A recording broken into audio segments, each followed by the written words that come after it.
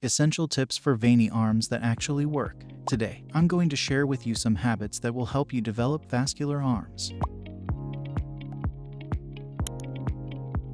One benefit of having vascular arms is that it suggests a shredded body. This explains why bodybuilders, wrestlers, and other professional sportsmen have bulging veins.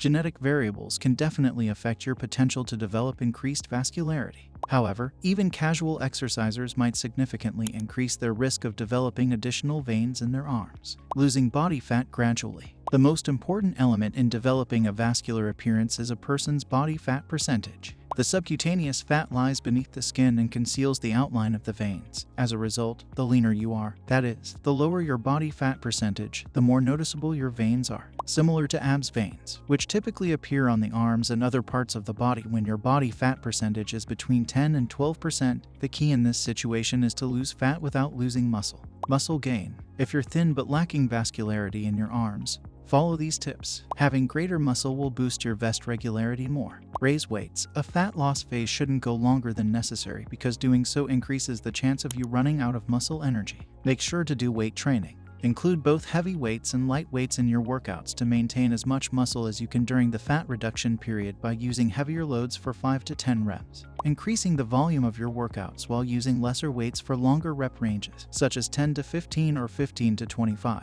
can help you maintain your muscle mass. Training techniques. In most cases, the veins return to normal after exercise. During a workout, blood pressure naturally rises, pushing the veins against your skin. If you exercise frequently, your veins may grow to protrude permanently in your hands and other body parts. The appearance of veins in your arms can be improved with a few tweaks to your exercise routine. You can also try blood flow restriction training to promote muscle growth, increase muscle pumps, and ultimately enable you to train for muscular failure with lower loads. Flex your forearms. Lay your hands out, palms facing up on a level surface. Then squeeze both of your hands together into fists before releasing your grasp. This simple technique drives blood into your forearms, highlighting the veins there. Employ grip clamps or stress balls to give your hands some resistance.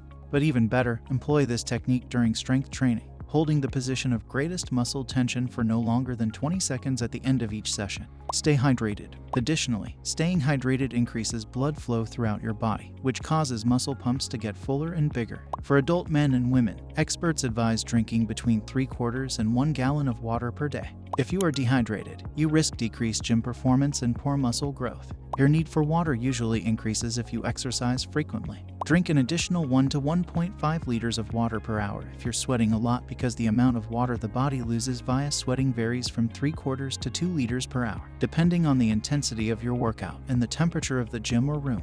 Practice forearm and grip-specific workouts. Making it a habit to exercise your arms is one of the greatest methods to lose weight and get popping veins in your arms. It requires the appropriate set of exercises to build up those arm muscles and add lean muscular mass to your biceps. Movements for the triceps and forearms, including bicep curls and extended triceps bench presses with a close grip, pull-ups and forearm curls from the skull crushers would be fantastic high-volume vein-popping exercises because they are excellent for developing lean muscle in the forearm and enhancing the vasodilation that occurs. You should observe your veins popping.